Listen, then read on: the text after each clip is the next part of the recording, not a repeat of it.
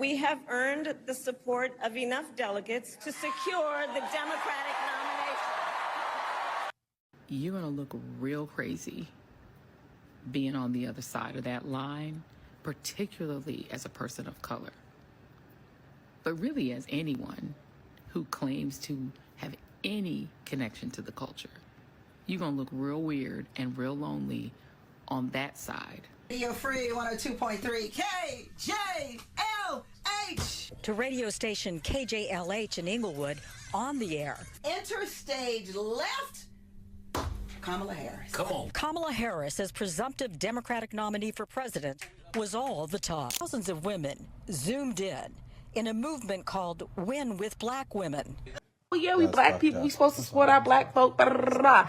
You should be offended beyond report because of the fact that somebody is willing to put someone in a seat for their color, even when they're not qualified to do a favor for you. Let me explain to you how the last 4 years have went. Up 3, coming into this 4. Let me explain something to you. So for the first three years, Kamala has not cared about the black community. Okay? Kamala and Biden have been doing everything in their power to support illegal immigrants. Before y'all Democrats start trying to play the race card, I want y'all to understand this. Kamala is not black. Her kids is not black. Her husband is not black. She does not come from black culture. So don't tell me I got to support Kamala Harris because she black. The race pander from the Democratic Party got to stop. It's really that simple. Thank you. So the DNC, the GCCC, and the Democratic Party all actively forgoed a primary process. And they were telling us that Joe was ready to go. Even though you and I both knew that Joe probably hasn't known what day it is since about 2022. Damn.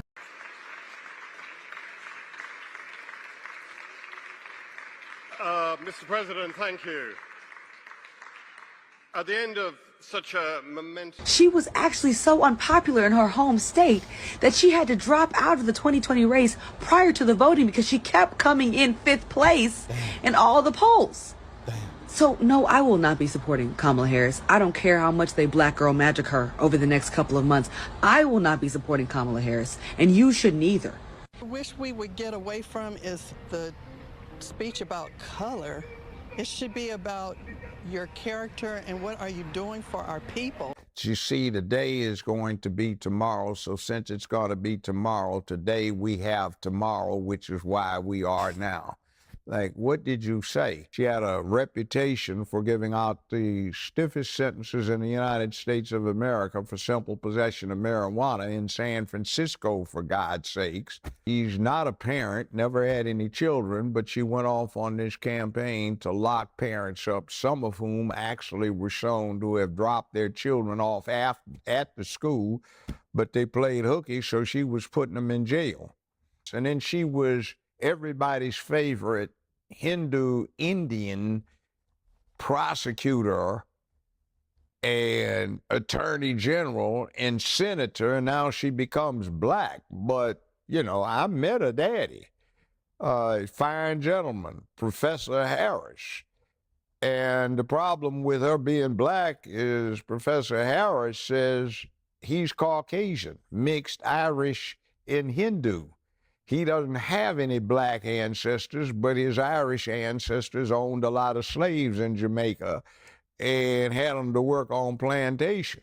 So if mama is on the birth certificate listed as a Caucasian, daddy says he's a Caucasian Hindu and has no black ancestors, how did she get to be black? Plot twist! Plot twist. Plot twist! Plot twist! Zoom call that happened with over 44,000 black women last night. We have time for divisiveness. We have got to get her in there. Throughout her career, the vice president has been repeatedly forced to deny that her relationship with Brown was the defining step in her political career. The fling fizzled decades ago, but in the years since, Harris has struggled to shirk her association with Brown, whom she later described as an albatross hanging around my neck. While their relationship has often been described as an affair, Brown was separated from his wife Blanche Vitero for more than a decade when he and Harris dated in the mid-1990s. Their steamy past resurfaced in January 2019 when Brown published an op-ed in the San Francisco Chronicle with the headline, "Sure, I dated Kamala Harris. So what?" Brown wrote, "Yes, we dated. It was more than 20 years ago. And I certainly helped with her first race for district attorney in San Francisco." Harris's relationship with Brown, which ended in 1995, was not a secret. Brown served as San Francisco's first black mayor from 1996 to 2004. When they met around 1993, Brown, a noted lawyer and civil rights leader, was the Speaker of the California Assembly and regarded as one of the state's most influential legislators. He had turned 60 while Harris was 29. Brown was notorious for his love of Jaguar sports cars, flash designer suits, a look he dubbed bold conservative, despite his liberal leanings, and for being named one of the world's 10 men by Playgirl magazine. Bill Clinton once dubbed him the real Slick Willie. As well as gifting his young squeeze a BMW car, the relationship reaped even more tangible benefits when Brown handed Harris two influential positions. Assembly Speaker Willie Brown, continuing his rush to hand out patronage jobs while he retains his powerful post, has given high-paying appointments to his former law associate and a former Alameda County prosecutor who is Brown's frequent companion. The Los Angeles Times noted in 1994. Brown, exercising his power even as his speakership seems near an end, named attorney Kamala Harris to the California Medical Assistance Commission, a job that pays $72,000 a year. Harris, a former deputy district attorney in Alameda County, was described by several people at the Capitol as Brown's girlfriend. Brown also appointed Harris to the state's Unemployment Insurance Appeals Board, a lucrative position worth a further $97,088 a year, according to the same article. Despite being dumped by Brown, Harris continued to enjoy his support when she ran for office herself. Promotion of all things LBGTQ.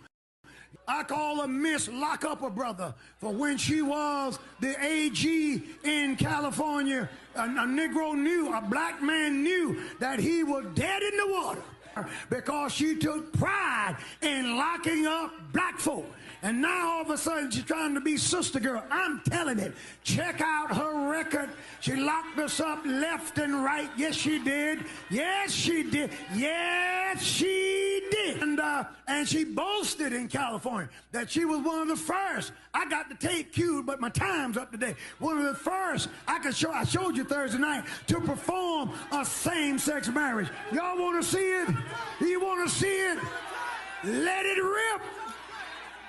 Let the rings exchanged and the vows declared symbolize your commitment, sincerity, and affection. Yeah. And may your love never falter. May your love never falter.